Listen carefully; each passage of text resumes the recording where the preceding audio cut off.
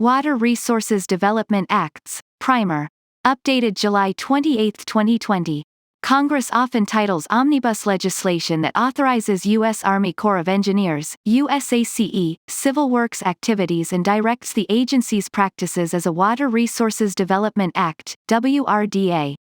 WRDAs are distinguished from each other by referencing the year of enactment, for example, WRDA 1986.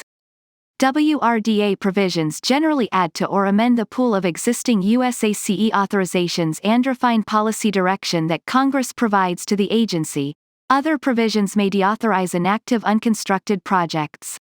Although the majority of USACE authorizations do not expire, some are time-limited.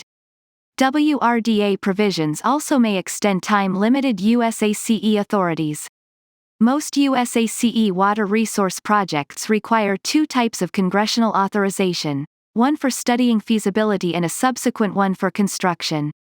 Drivers for enactment of a new WRDA typically include non-federal and congressional interest in new studies and construction projects and support for adjustments to existing projects, programmatic authorities, and policies. Since WRDA 1986, Congress often has considered WRDA legislation on a biennial cycle. However, the timing of enactment of WRDAs has varied. For more on WRDAs, see box titled WRDAs and WRDA titles in broader bills. Recent developments. In July 2020, the House Committee on Transportation and Infrastructure, House T&I, reported H.R. 7575, WRDA 2020.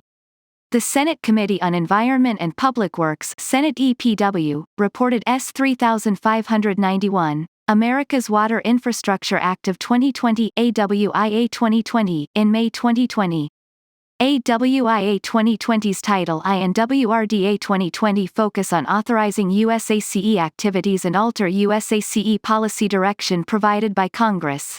Both bills would authorize a suite of USACE studies and projects and would adjust the Inland Waterways Trust Fund (IWTF) contribution for inland and intracoastal waterway construction projects from 50% to 35% to allow for more federal investment toward these projects. The WRDA 2020 IWTF contribution reduction would apply in fiscal year 2021 through fiscal year 2027. For more on waterways, see CRS in Focus IF 11593, Inland and Intracoastal Waterways, Primer and Issues for Congress. WRDA 2020 also would change the budget enforcement rules through a budget cap adjustment for the amount provided to USACE from the Harbor Maintenance Trust Fund, HMTF, for activities designated as harbor operations and maintenance. WRDA 2020 also would allow for the HMTF to pay for a broader set of activities and alter the distribution targets for HMTF-funded activities. WRDA 2020 would require USACE to update the agency's guidance on assessing sea level rise for coastal project planning. It also would require the agency to adopt procedures to include more consideration of environmental and social goals and effects in project planning and establish cost-sharing and planning requirements for natural and nature-based features.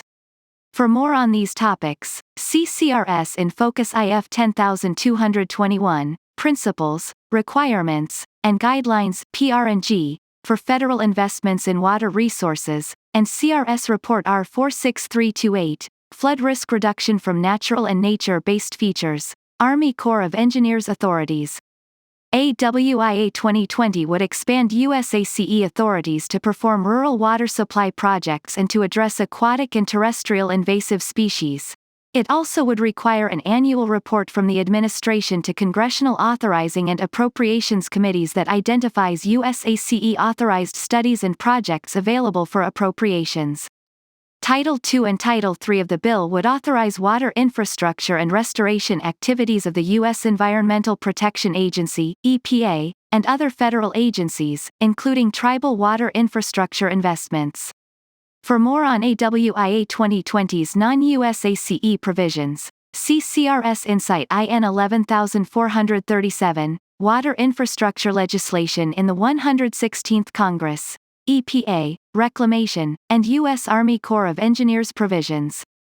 WRDAs and WRDA titles in broader bills. Historically, most Water Resources Development Act provisions have focused on USACE's water resource activities, not the agency's regulatory responsibilities, e.g., issuing permits under Section 404 of the Clean Water Act. An exception is WRDA 1992 PL 102-580, which included a title on contaminated sediment and ocean dumping authorizing both EPA and USACE activities. Since WRDA 1992, Congress generally has not used WRDAs to alter the scope of USACE's regulatory authorities. Since 1992, WRDA provisions related to USACE's regulatory program have primarily involved the processing of permit applications, e.g., authorizing USACE to accept funds to expedite processing. The most recent, standalone, WRDAs were enacted in 2000, 2007, and 2014. Although most titles of the Water Resources Reform and Development Act of 2014, WRDA 2014, PL 113-121, were USACE-focused, some titles addressed other agencies. WRDA 2016 Title I of PL 114-322, Water Infrastructure Improvements for the Nation Act, WIIN Act, and WRDA 2018 Title I of PL 115-270, America's Water Infrastructure Act of 2018, AWIA 2018, were enacted as USACE-focused titles in broader water bills with titles and provisions authorizing water programs and activities of multiple agencies and departments, such as EPA, the Department of the Interior, and the Federal Energy Regulatory Commission. For more on WRDAs, see CRS Report R 45185, Army Corps of Engineers, Water Resource Authorization and Project Delivery Processes. Congress and USACE Activities. USACE's civil works activities historically have focused on three primary purposes: improving navigation, reducing flood risk, and restoring aquatic ecosystems. Many USACE projects are multi-purpose, that is, they may provide water supply storage, recreation, and hydropower, among other benefits, in addition to one or more of the three primary purposes. USACE directly engaged in the planning and construction of water resource projects. The majority of USACE appropriations, for example, more than 80% of annual fiscal year 2019 appropriations for USACE civil works, is directed toward performing work on specific studies and for construction of USACE projects authorized by Congress. In WRDAs, Congress establishes the broad structure for how USACE is to perform its work on water resource projects, for example, setting standard federal and non-federal cost shares. Congress also provides the authorization for USACE to perform specific studies and projects. After Congress has authorized the study or construction of a project, however, USACE generally is unable to proceed until it receives funding for that project phase.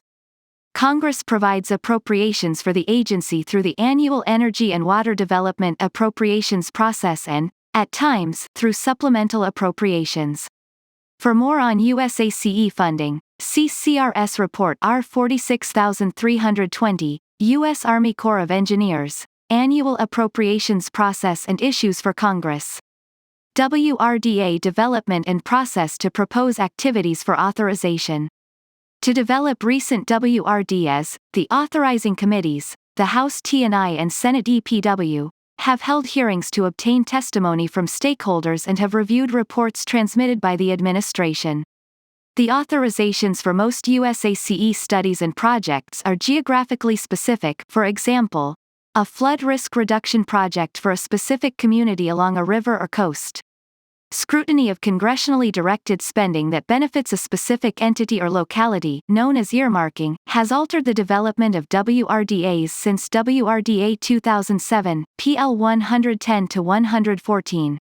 During the development of WRDAs over the last decade, authorizing committees have been explicit regarding their use of administration reports and processes as the basis for including geographically specific USACE authorizations.